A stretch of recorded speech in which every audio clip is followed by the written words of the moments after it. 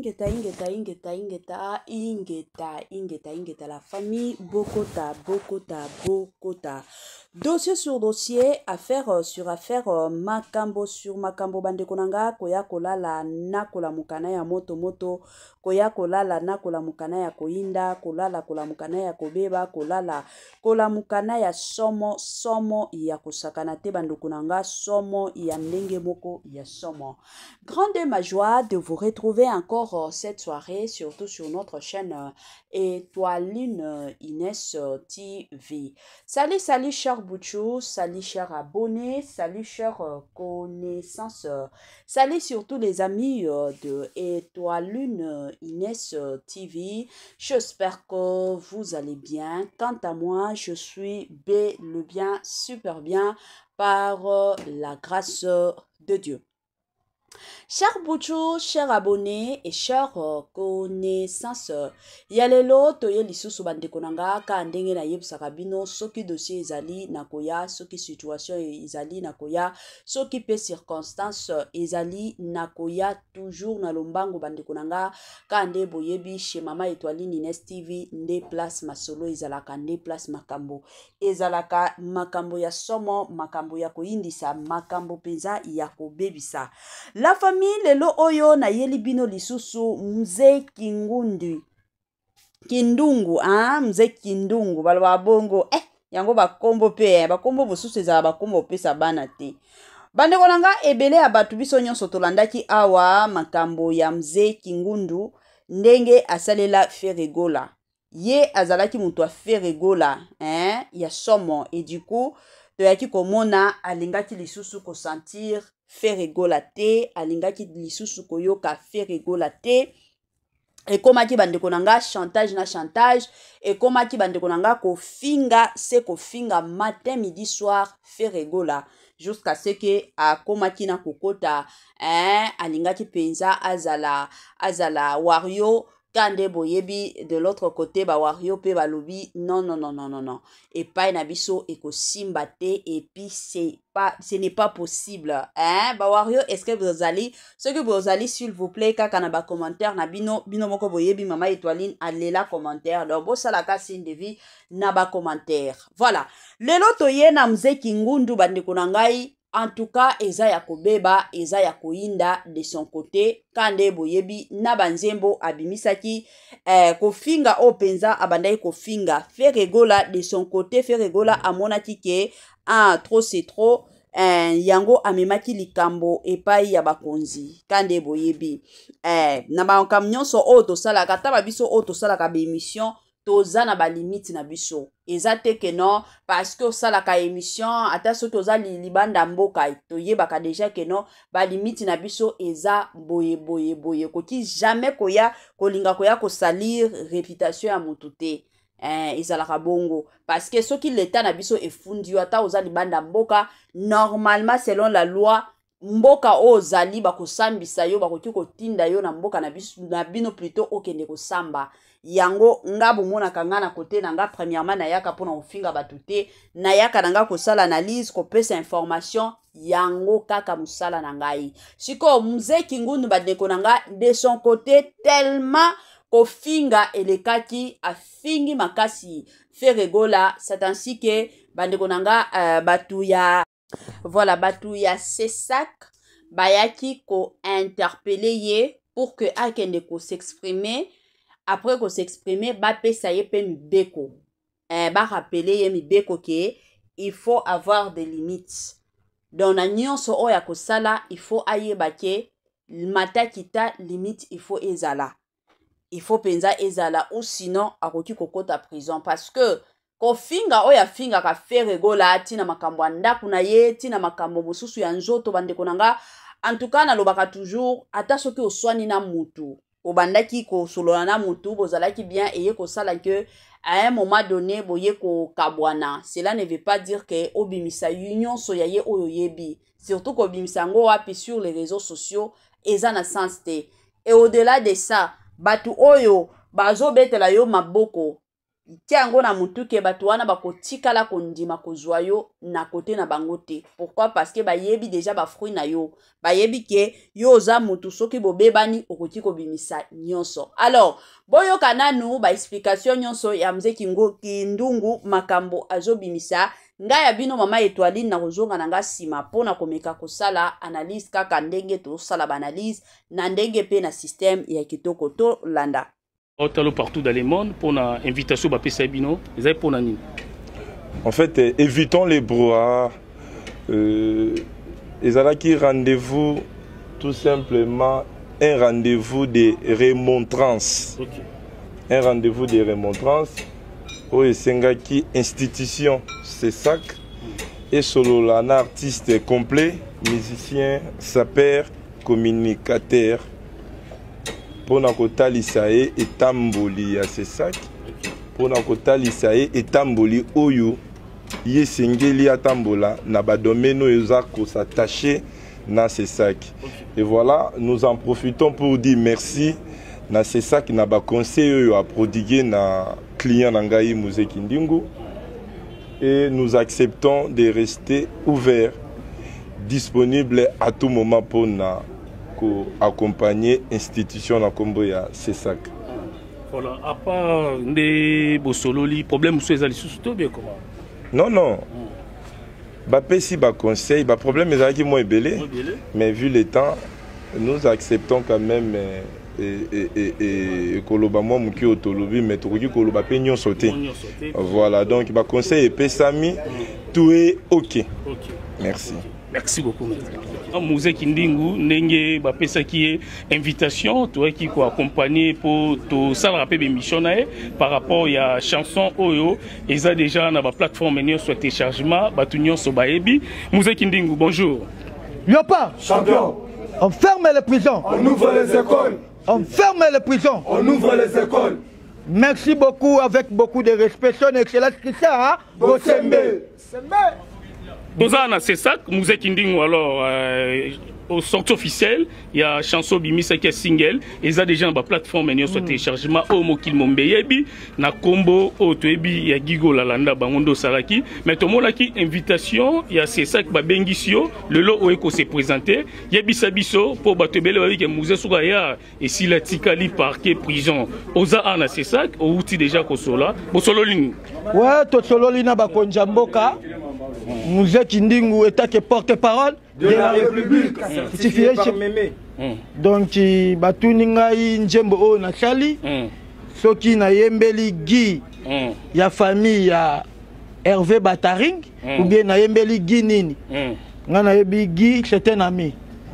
Tobanda na ekala na randa ke tia ke ba fruit d'ici ti likambo ezwa ke na fruit d'ici. OK. Na randa ke hommage na Yembi pe na Njemba Kilti. Basakata binomo bomonaki bakonji ba oui bakonji ba bendinga matoyi balobi il faut savoir kotambola selon c'est ça et zotambusa mibeko nango. OK. Donc Mzee Kindungu azawana pona peuple congolais. Njembo zawana pe batu bazolandela ngo nanu bayebela ngo soke ndenge ezaleli. Mais c'est ça que toloba Mzee Kindungu bato ba otala biso pour te bele ba bengi biso ba Micheline Panda, donc depuis Bruxelles, Oazolanda, Mzee Kindungu, Tango Yokai batin de l'invitation. Alors, chanson, on a écolo, on a YouTube ou bien Ezanan, Potolo Bélan. Ouais, on est dans nos décisions, Bakonzi, Ndenge Baroloba, Ndenge pe producteur, Toyebi Ndenge Tokosala. Soki Balobi Tikala, Ebeti. Sope Balobi Yolongola, Tolongoli. Donc, il y a des gens qui tambola donc tambola ni le dessus de la loi. Mais les Kambokangeza n'ont pas pour tous les c'est ça qui n'est pas c'est ça qui va raté. C'est ça qui va raté. Bah mais magane dossier na parquet balandeli yango soku esengi bakangayo bakokangayo. So ba moni yango ça nango normal bakotika. Est-ce que ezaka likambu ya chanson ou bien ezape na batu misusu nde bakoti makambo yo po musée kangama. Oui. Misusu ndola. Donc ba lukeli yango na ndenga parallèle. Ba kendele ndenge perpendiculaire. Donc ntina courbé mais njambo biso to sambelaka abi ke moi no ayembi na likambo mabe c'est hommage. Donc seulement l'hommage. Oui. Bana kini. Lobeli pe ba chanson mutu ba bayemba na c'est ça que ba lobela bango to be. Oui, et na ba tu misusu bayemba ba njembo neti ba vieux jaloux. Si. Vieux jaloux ti lelo na c'est ça que ba benga ngote. donc batiana figura elongi ya wera son image ya papa ya batu basilisi yango na misu ya batu mais wera son atikala komema ye na justice na ba émission oui nayebi que c'est ça que lobenga ye na njembo oyo na njembo wana vie jaloux oui baolandela ngo yemba vie jaloux pona nini yotina c'est ça ka oui pia na bambo Bambote. oh tolo bandoza na c'est ça awa ils appellent l'artiste musicien oyo pe ba soutenir yo tanga lo ba kombo na bango ouais ba artiste wana na pesi bango bambota trop nani Fali Poupa Aigle nani lisous Ça de France. Héritier Wata Gogan nani lisous de la forêt Nyama wera son oh Jibe Piana papa chéri tango ba yi muzo ya c'est ça ba lo ba yini oui balobaki ke Moussa Kindingu eloko ya liboso faut qu'on respecter invitation présenter o bangi na hotel te babangaka te bakomaka pa bakonzi oyoki bakonzi donc kobanga kitende rouge na ndako ya nganga te na poche albite mpe ezalaka rouge ke bana nzeta manga mpe kitende rouge ezalaka ata na c'est ça bazokitaka lo 20 te tosolola yango voilà balingi nde kimia merci sule kauka sano sala sule kauka salakaka ndenge osalaka kisabo sembe ekozwa yo ta okoma lokola kisabo sembe ekozwa yo ta mokonzi akata mandefu boga atika mandefu boga batonga aseka bafinga aseka il fait le travail selon la vision de chef de l'État na bandeko nyonso bazotala biso Moussa Kindingu ouais merci à toi bandeko na ngai bosala banjembo pe ya bien po babenga bino na sesa kité oh donc ba générique a bien pété ça ba générique a bien te pétali oh mal parole oh ba voindi voanda ba faux générique ba soki banini ba faux générique ezala banjembo misu batu misu bayembi yama be merci na sesa ki musala kitoko mama nana ketchup otala mama nana ketchup mama Sylvie bazotala mama Sylvie mapata na pesi pesaka chou kaka chou invitation ya c'est ça que babengisio le lot oiko se présenter yebisa biso po batebele ba ke Moussa Soukaya et si la tikali parquet prison oza ana c'est ça outi déjà ko sola bo solo lini ouais to solo lina ba konjamboka Moussa Kindingu eta ke porte-parole de la République certifié par Mémé donc batuni ngai njembo o na chali soki na yembeli gi ya famille ya Hervé Bataring ou bien na yembeli gi nini ngana yebi gi c'est un ami to banda na ekala na randa ke tia ke ba free dikiti likambo ke na free dikiti OK na randa ke hommage na yembi pe na njemba kilti basakata bino moko bomonaki bakonji oui bakonji babendinga matoi balobi il faut savoir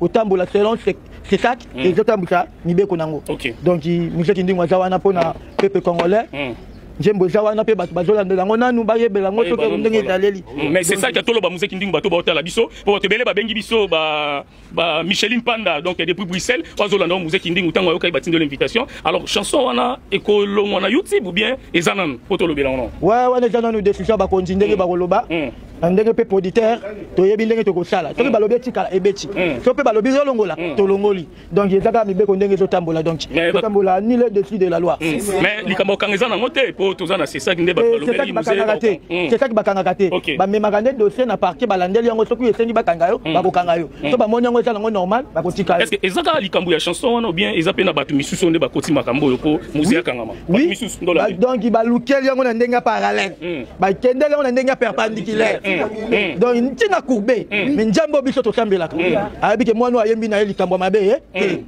donc seulement l'hommage bana kini lobeli pe ba chanson mutu bak ba yemana c'est ça que ba lobela bango to oui ena batu misusu bayemba banjembo neti ba vieux jaloux vieux jaloux ti lelo na c'est ça que babenga ngote batiana figura elongi ya wera son image ya papa ya batu basilisi yango na misu ya batu mais wera son atikala komema ye na justice na émission oui nayebi que c'est ça que lobenga ye na njembo oyo na njembo wana vie jaloux oui baolandela ngo yemba vie jaloux pona nini yotina c'est ça ka oui maître baby Kasoma Tumba double maître ngala benga ka maître international double maître atota la biso merci na fondation Kamba fondation Jésus Travel pour les Jésus Travel mais agence ya République démocratique du Congo pour les Jésus Travel son excellence Jean-Marie Lukulasi honorable prince Kangila yabana na changu donc na pesi fali pupa aigle na pesi héritier wata go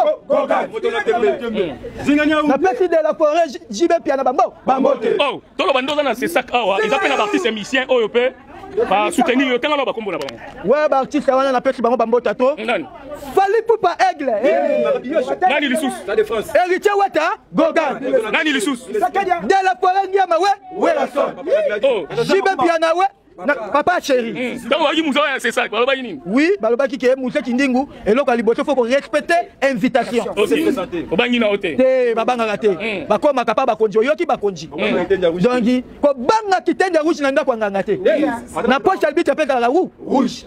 Là, voilà, de retour, na bandi ebela batuto chiko landa awa, to chiko yoka, mze kingundu makambo azo bimisa awa, hein, la famille. Ba makambo susu photo lobaka. Ngana lobaka toujours soki esali keno oswana na mutu. Bima na yo na malembe na via mutu, ki ekolinga koya ko salir mutu wana.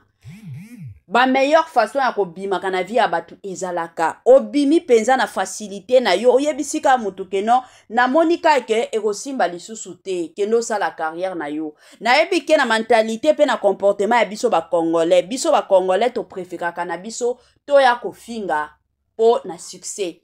Soki otali succès ya batu ebele na Congo na biso eza mingi basé sur ma finga. Mais tandis que ceux qui botali na ba pays mosusu, vous allez comprendre que batu bazo boster dur pour na ba succès na bango. Mais à Congo na biso, au mona place ya mafinga nde okomona batu baza ebele batondi. Pourquoi? Parce que kuna eza mafinga na mafinga. Mais bisika oyo batu bazo loba makambo malonga, au mona batu te et au-delà de ça batu bakoya ko finga yo keno oyebi ko sala musala te. Pourquoi? Parce que tu n'es pas ce genre de personne oyo amesana na mafinga.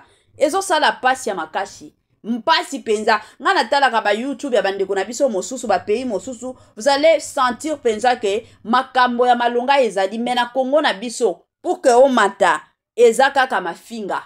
Na ba pays mosusu mona mutu azobeta mwa histoire ya vie na ye, azana maladi soki songolo pakata, ndenge azwaki yango ba biloko ya bongo ezo ya ko édifier ba mosusu. Mais na Congo na biso pour que ozala au-delà au sommet, il faut oya ko finga. Eza passe hein.